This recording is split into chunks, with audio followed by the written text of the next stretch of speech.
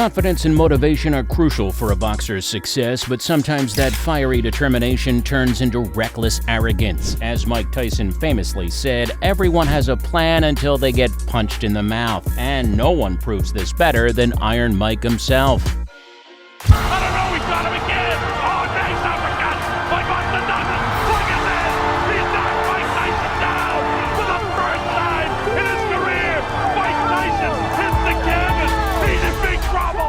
He may not be able... Today's video is dedicated to 5 fights where Mike Tyson Ruthless punished cocky fighters, but before we begin, make sure to like and subscribe to the channel so you will never miss any upcoming videos.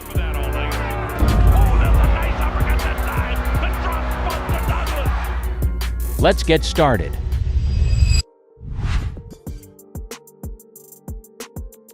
In his first year as a professional boxer, the teenage Mike Tyson quickly won 15 fights. One match in particular stood out: his fight against the confident Donnie Long. At 8-0, Tyson faced Long, an experienced heavyweight with a troubled past. Long had learned boxing in prison, where he was serving time for killing someone in a pool hall. His sentence was cut short due to a mistrial, allowing him to turn pro and gain popularity as a TV fighter.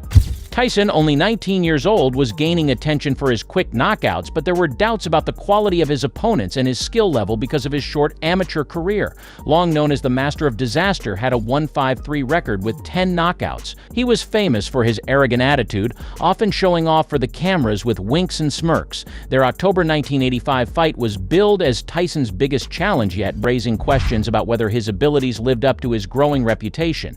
Before the fight, Donnie Long was confident.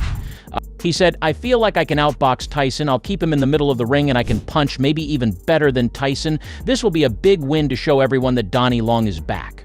Tyson, annoyed by the doubts about Long being a tough opponent, entered the ring with his usual aggressive style. He pressed forward, moved his head quickly, and used a sharp jab. Long tried to keep his distance and threw his own jabs until things suddenly changed. Just a minute into the match, Tyson landed a powerful left hook on Long's chin, sending him to the floor. Long got up, but his shaky leg showed he was hurt badly. After the fight, Tyson said he wanted to impress the boxing world by beating Long quickly.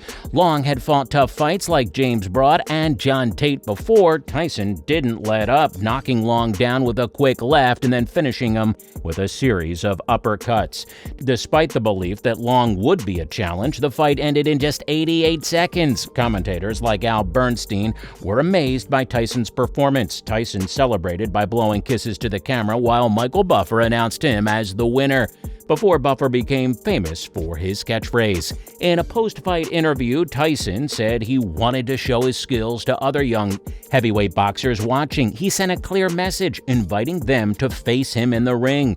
After losing to Tyson, Long's boxing career went downhill. He only fought a few more times, winning just one match. He eventually got into trouble for drug trafficking and ended up back in prison. Meanwhile, Tyson's career took off. He kept winning, quickly defeating fighters like Jesse Ferguson and Marvis Frazier. In November 1986, just over a year after beating Long, Tyson became the youngest heavyweight champion by defeating Trevor Berbick in 2 rounds. Tyson's boxing journey was filled with both victories and challenges. Just about at 2 minutes, 35 seconds of the second round, the winner by a TKO and youngest and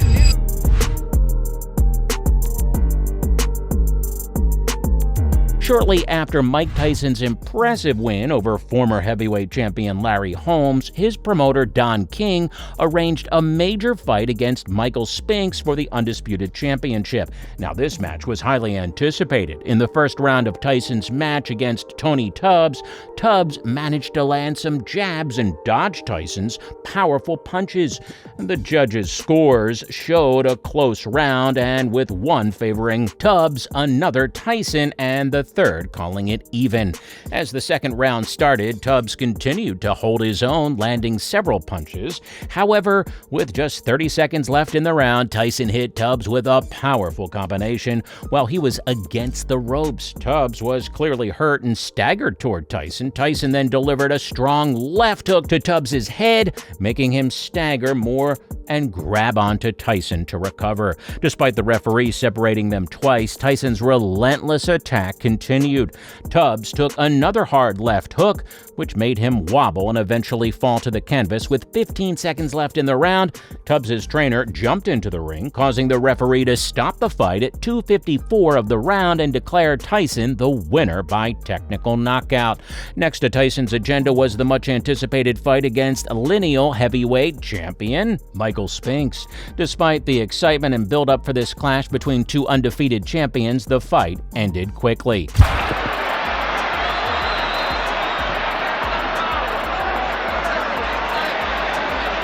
The tide of this fight changed within 15 or 20 seconds. Well, that's what a great puncher can do. The boxer is thinking all the time, and the puncher is punching all the time. Tyson hadn't heard about it.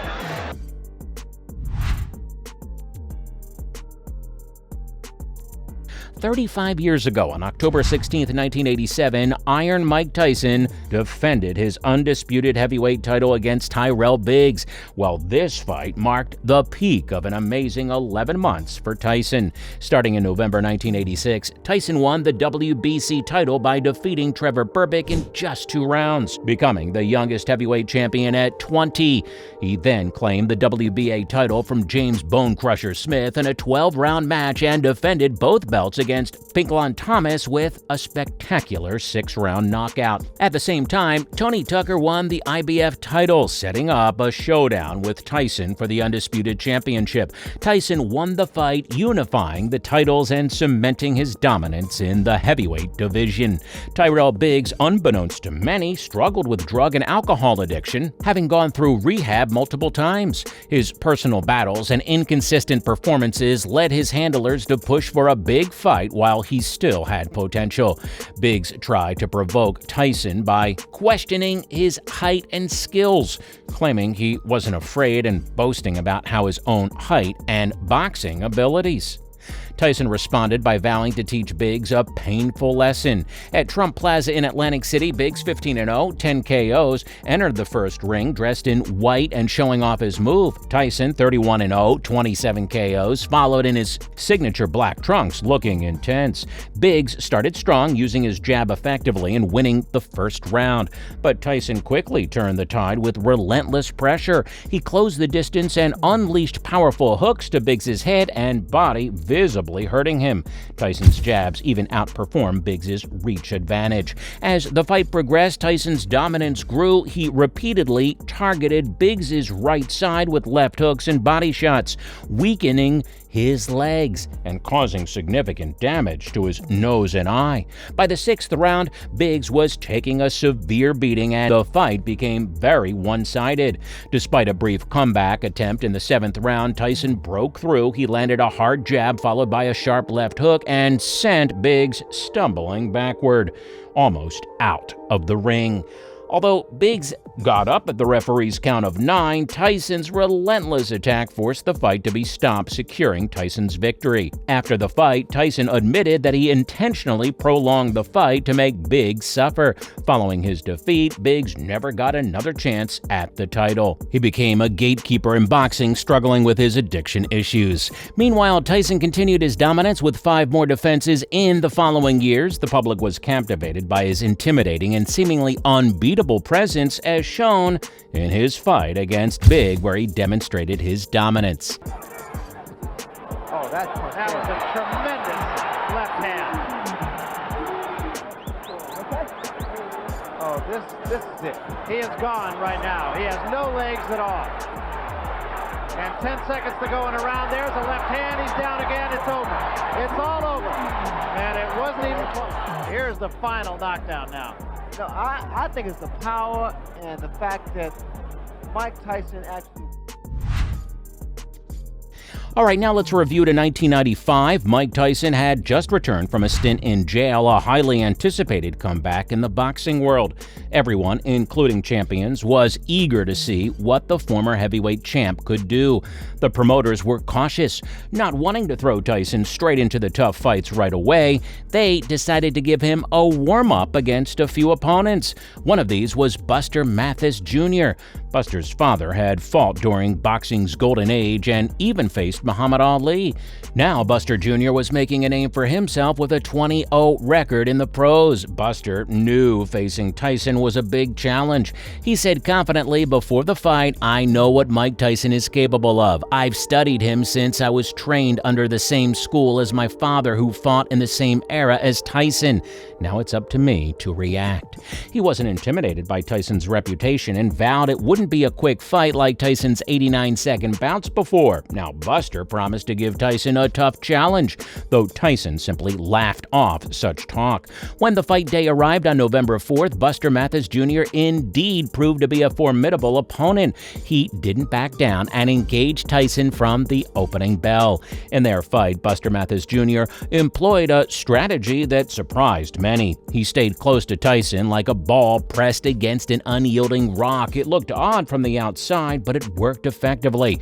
Tyson struggled to land his full-force punches and often missed, while Buster kept hitting Tyson's body. The fight was competitive. Buster won his first 2 rounds and looked good in the third. But then, in a brief moment of hesitation, he made a critical mistake. Tyson seized the opportunity and unleashed a powerful combination to Buster's jaw. Buster staggered back, and Tyson didn't let up. He maneuvered around Buster, delivering more punishing blows until the fight was stopped. Before the fight, Buster had expressed confidence, saying, "I expect Tyson to move around and try to smother me, but I'm familiar with his fighting style. I've studied it thoroughly, and I believe I'm the best at countering it." This fight was a testament to Tyson's relentless pursuit of victory during his peak in the late 1980s. He was making famous title defenses, and despite his dominance, new challengers continued to emerge.